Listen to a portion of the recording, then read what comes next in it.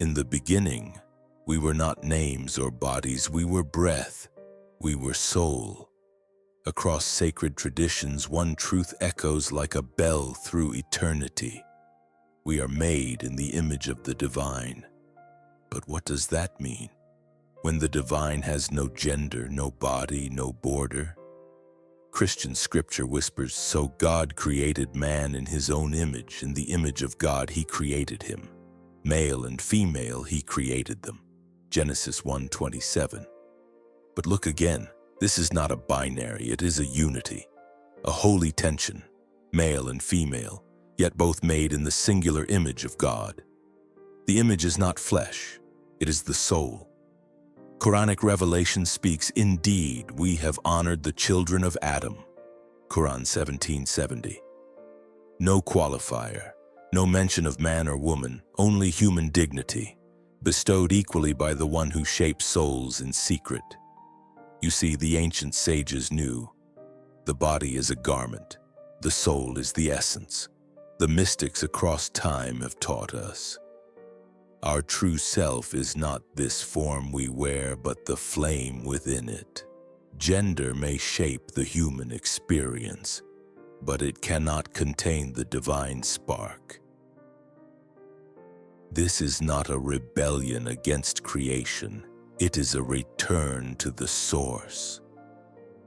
For every soul, transgender or not, is on a pilgrimage, not toward identity as the world defines it, but toward truth as the soul remembers it.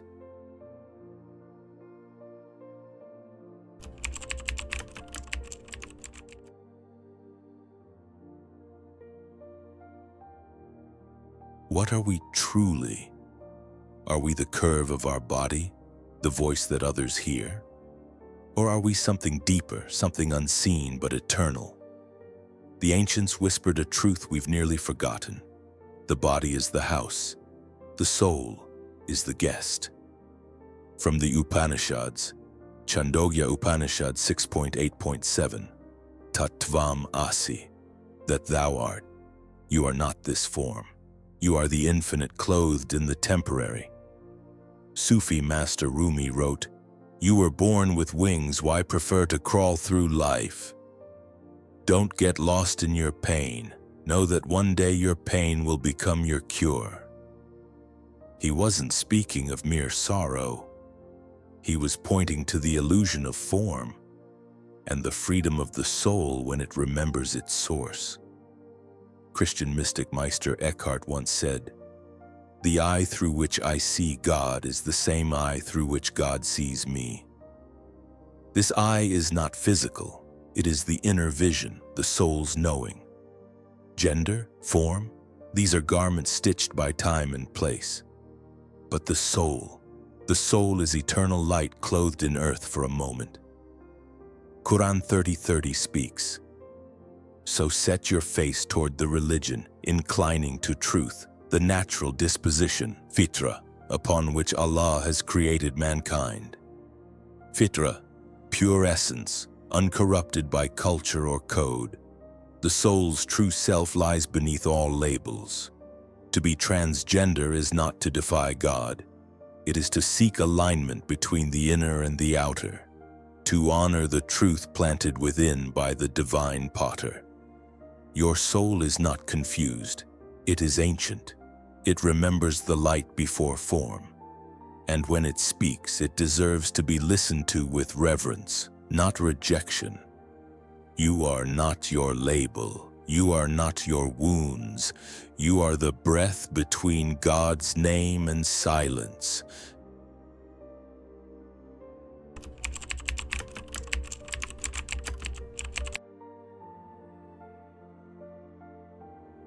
We were taught to see the world in halves, light and dark, male and female. But the mystics, they saw beyond the veil. To them, wholeness was not choosing a side, it was embracing the sacred union within. The Gnostic Gospel of Thomas says, "When you make the two one, and when you make the inner as the outer, then you will enter the kingdom." Verse 22. This was not metaphor, it was revelation. In the Bhagavad Gita, Krishna tells Arjuna, "I am the self seated in the heart of all beings, beyond both the perishable and the imperishable." Gita 15:17. Beyond all opposites, beyond form, lies the truth. The divine is not split. It holds the masculine and the feminine, the sun and the moon, the fire and the water, as one breath. In Sufism, this is known as Jamal, beauty often linked to the feminine, and Jalal, majesty often linked to the masculine. God contains both, and so do we.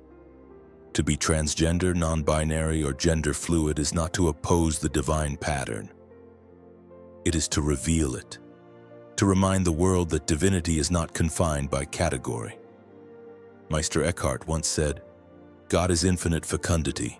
He is not this or that, but all things."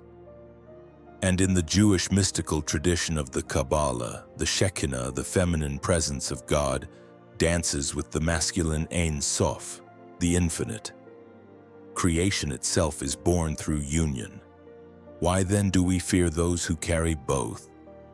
Those whose being reflects the original wholeness, the union before separation. The journey of the soul is not to choose one box. It is to rise above the need for any. When you embrace your fullness, you become a bridge. You show others how to love all that they are without apology.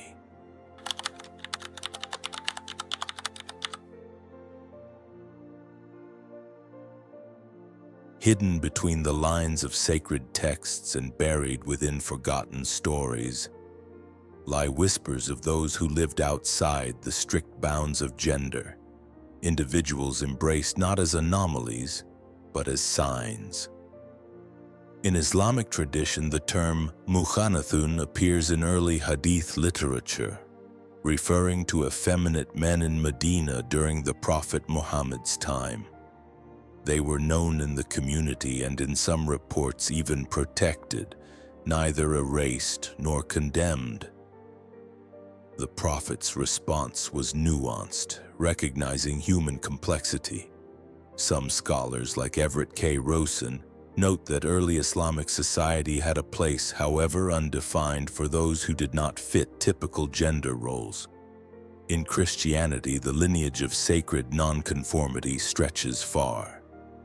Saint Wilgefortis, a bearded woman saint venerated in medieval Europe, was portrayed crucified, symbolizing a soul transcending the gendered expectations of her time.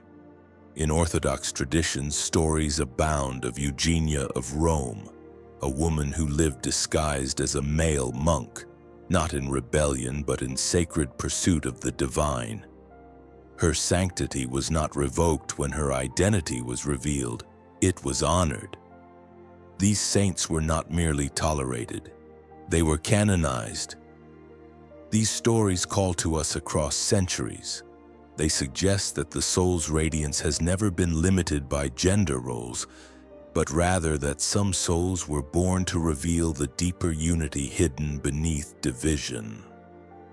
Like stars veiled in daylight, they remind us.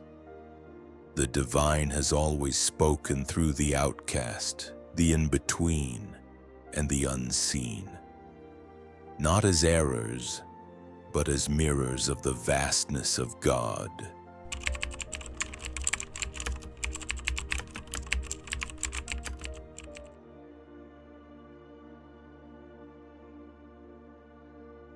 Beyond the skin, beyond even the pulse of identity, lies the soul's yearning for union, a return to the source from which all dualities arose. In the teachings of Sufi mystics, gender is not a boundary but a garment, worn by the soul for a time, then shed when the beloved is near.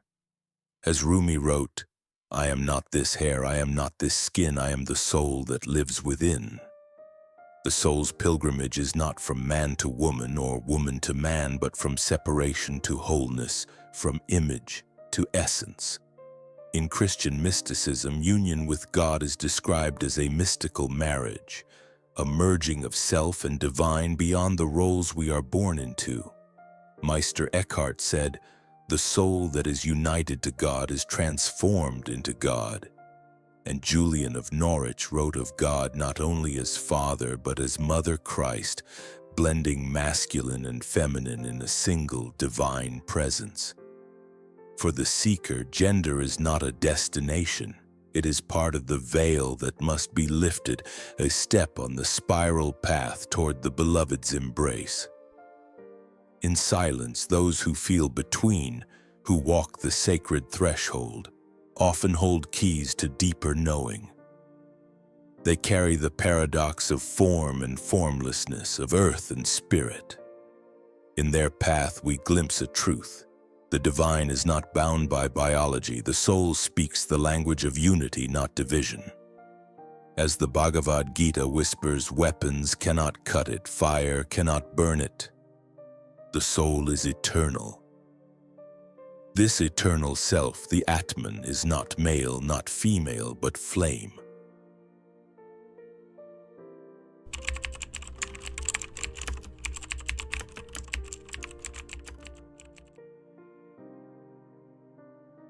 The seeker who dares to dissolve boundaries discovers a sacred paradox. The more we let go of labels, the more intimately we come to know the divine self. In Islamic mysticism, the 99 names of Allah encompass attributes both traditionally masculine and feminine, Al-Jabbar, the compeller, but also Ar-Rahman and Ar-Rahim, the compassionate, the merciful, names derived from the root word Ram, meaning womb. God is described as closer than your jugular vein, not bound to one face, one form, one gender. He created you from a single soul, then created from it its mate. Qur'an 7:189.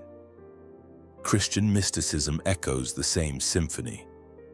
The divine is not simply Father, but also Spirit, often portrayed as feminine in early Christian texts. The Sophia of Gnostic Christianity, wisdom herself, was revered as a divine presence co-creating the world. Saints like Hildegard of Bingen wrote of a shimmering cosmic wholeness in which opposites are united, and the human soul is a living spark of God. I am the breath of the divine. I move in all things. Hildegard of Bingen, the journey of gender-diverse souls, those who exist between, beyond, or across the spectrum, may be among the most spiritually profound. They are not broken. They are whole in ways the world has not yet learned to see. Their lives echo an ancient truth, that to embody both the receptive and the expressive, the stillness and the storm, is to draw nearer to the wholeness of God. God made man in his image, on male and female he created them. Genesis 1:27. Not as two beings, but as one reflection of divine duality made whole.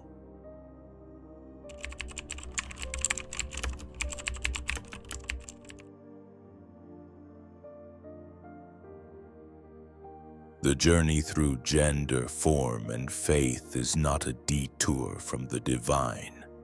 It is the very pathway into it. In every tradition we explored, from the mystical breath of the Qur'an to the whispering wisdom of Gnostic texts, from Rumi's dissolving flame to Christ's boundless love, we find a truth that transcends division. The soul does not belong to man or woman, nor is it bound by body or binary. It is light, it is breath, it is the whisper between heaven and earth. You are not a drop in the ocean, you are the entire ocean in a drop. Rumi. In the traditions of Islamic Sufism, it is said, "The heart is the seat of divine knowledge." The great mystic Rumi wrote, "You were born with wings. Why prefer to crawl through life?" A reminder that your essence was never meant to be confined by form or judgment. The journey of the soul is not about conformity to the world's categories, but about surrendering to the pull of the divine, who calls you by your truth, not by your title. From the Christian mystics, Meister Eckhart taught, "The eye through which I see God is the same eye through which God sees me." This unity of vision means that your true identity is not a problem to be solved. It is a mystery to be honored. The soul knows no gender, only love. And that love, when awakened, transforms not just the self but the very world it touches. So to the seekers, the wanderers, the ones walking between ancient walls and modern questions, you are not broken. You are a bridge. Your presence is sacred activism. Your truth is a prayer. If this message spoke to your soul, share it with someone who walks a similar path. Subscribe for more sacred insights that honor the divine in all forms. Let us journey together into the mystery with reverence and love.